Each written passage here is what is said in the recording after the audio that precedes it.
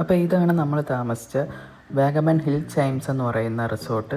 ഇത് വളരെ budget friendly ആയിട്ടുള്ള ഒരു റിസോർട്ടായിരുന്നു. നമ്മൾ ബുക്ക് ചെയ്തിരുന്നത് അഗോഡ വഴിയാണ്. അഗോഡ വഴി ബുക്ക് ചെയ്യുമ്പോൾ 2700 രൂപയാണ് ഇതിൻ്റെ ചാർജ് വരുന്നത്. കണ്ടോ, വളരെ മനോഹരമായ റിസോർട്ടാണ്, നല്ല വ്യൂ ആണ്. പിന്നെ നമ്മൾ പ്രിഫർ ചെയ്തിരുന്നത് ബാൽക്കണി വ്യൂ ഉള്ള റൂമാണ്. അപ്പോൾ നെക്സ്റ്റ് ഇതാണ് നമ്മുടെ റൂം. കണ്ടോ, ബാൽക്കണി വ്യൂ ഒക്കെ ഉണ്ട്, നല്ല അടിപൊളിയായിട്ട് ബഡ്ജറ്റ് ഫ്രണ്ട്ലി ആയിട്ട് കൊടുത്ത ബഡ്ജറ്റിന് ഓക്കെ ആയിട്ടുള്ളൊരു റൂമായിരുന്നു. ഒരു ബെഡൊക്കെ വിരിച്ച് സെറ്റാക്കി വെച്ചിരുന്നു. പിന്നെ അത് കഴിഞ്ഞിട്ട് ബാൽക്കണി വ്യൂയിലോട്ട് പോയി കഴിഞ്ഞാൽ ഇവിടെ നമുക്ക് ഇരിക്കാനുള്ള സ്പേസ് ഉണ്ട്, 2 ചെയർ ഇട്ടിട്ടുണ്ട്.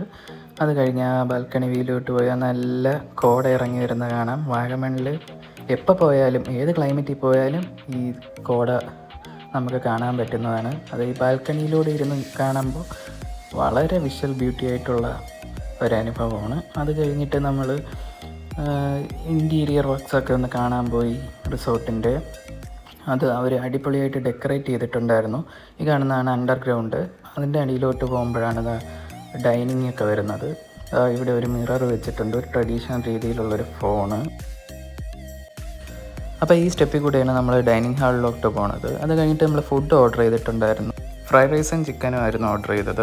അപ്പോൾ അത് കഴിച്ച് കഴിഞ്ഞിട്ട് നമ്മൾ റെസ്റ്റ് എടുത്തു. നാളെ രാവിലെ ഏർലി മോർണിംഗ് സ്ഥലങ്ങൾ കാണാൻ പോവേണ്ടിയിരുന്നു. അപ്പോൾ ഇതാണ് ഏർലി മോർണിംഗിലുള്ള വ്യൂ. അപ്പോൾ ഒരു ചായയൊക്കെ ഇട്ട് കുടിച്ചിട്ട് ചെറുതായിട്ട് പ്രകൃതി ഭംഗിയൊക്കെ ഒന്ന് ആസ്വദിച്ച് നമ്മൾ കുറച്ച് ഫോട്ടോസും വീഡിയോസും ഒക്കെ എടുത്തുകൊണ്ടിരിക്കുകയായിരുന്നു. ഇതാണ് ഇവിടുത്തെ വ്യൂ, ഏർലി മോർണിംഗ് വ്യൂ. നമ്മൾ കുറച്ച് വീഡിയോസും ഫോട്ടോസും ഒക്കെ എടുത്തിട്ട് പുറത്തോട്ടൊന്ന് നടക്കാനൊക്കെ ഒന്ന് ഇറങ്ങി. ഇത് തൊട്ടടുത്തുള്ള റിസോർട്ടാണ് കേട്ടോ, ഒരു ഹട്ട് രീതിയിലുള്ള ഒരു റിസോർട്ടാണ്. വളരെ കാണാനൊക്കെ എന്ത് മനോഹരമായിട്ടുള്ള വ്യൂ ആണ്, നോക്കിയേ. ഇത് നമ്മൾ വാക്കിങ്ങിനിടെ എടുത്ത ആ റിസോർട്ടിൻ്റെ സൈഡിലൂടെ പോകുമ്പോൾ ഉള്ള വ്യൂസാണിത്.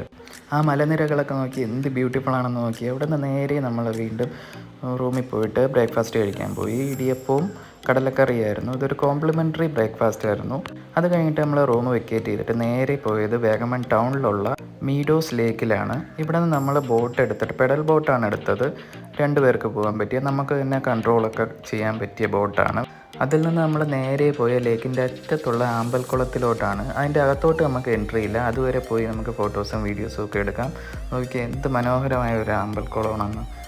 അവിടെ നിന്ന് ഇറങ്ങിയിട്ട് നേരെ അഡ്വഞ്ചർ പാർക്കിലോട്ടാണ് പോയത്. പിന്നെ ഇതാണ് ഗ്ലാസ് ബ്രിഡ്ജ്. ഇവിടെ ഒരാൾക്ക് കയറാൻ 250 റുപ്പീസാണ് വരുന്നത്.